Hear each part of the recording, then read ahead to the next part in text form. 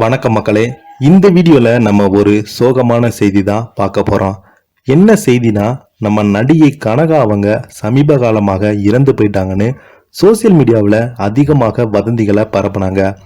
அதற்கு முற்றுப்புள்ளி வைக்கும் விதமாக நடிகர் ராமராஜன் அவர்கள் கனகா பத்தி பேசியிருக்கும் வீடியோ சோசியல் மீடியாவில் அதிகமாக வைரல் ஆயிட்டு வருது.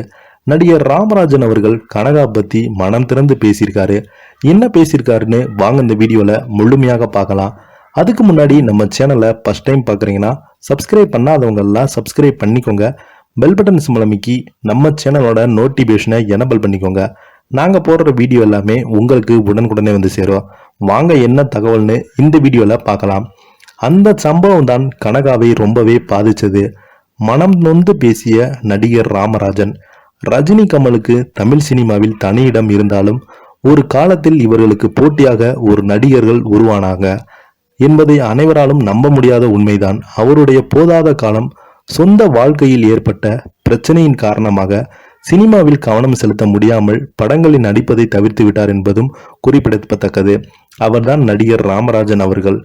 இல்லை என்றால் தற்போது ரஜினி கமல் போன்ற நடிகர்களிடங்களில் கண்டிப்பாக அவர் ஒரு நடிகர் இடம் பெற்றிருப்பார் என்பதும் எந்த சந்தேகமே கிடையாது. அந்த காலகட்டத்தில் இவரை பார்த்து டாப் முன்னணி நடிகர்களே பயந்து விடுவாங்களாம். அந்த நடிகர் படத்திற்கு போட்டியாக இவர்கள் படம் வெளியிட்டால் கண்டிப்பாக தோல்வி நிச்சயம்தான். அந்த அளவுக்கு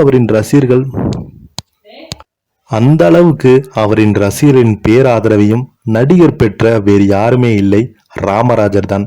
இவரது நடிப்பில் வெளியான கரகாட்டன் திரைப்படம், எங்க ஊர் பாட்டுக்காரன், செண்பகமே செண்பகமே, காவல்காரன் போன்ற பல படங்கள் சூப்பர் ஹிட் கொடுத்தது.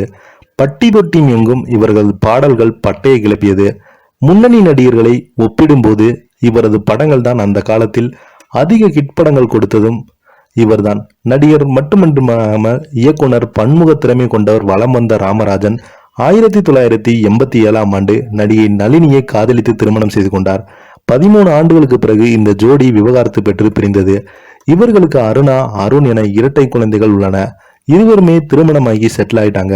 தற்போது சினிமாவில் கம்பம் கொடுத்து ஷாமானி என்ற படங்கள்ல நடித்து வராரு ராமராஜன். சமீபத்தில் பேட்டி ஒன்றில் பிரபல நடிகர் ராமராஜன் கனகாவை குறித்து பேசியிருக்காங்க. ஒரு படத்தின் ஷூட்டிங்ல இருந்தேன், அப்போது அவர் உங்களை பார்க்க கனகா வந்திருக்கிறார் என்று சொன்னாங்க.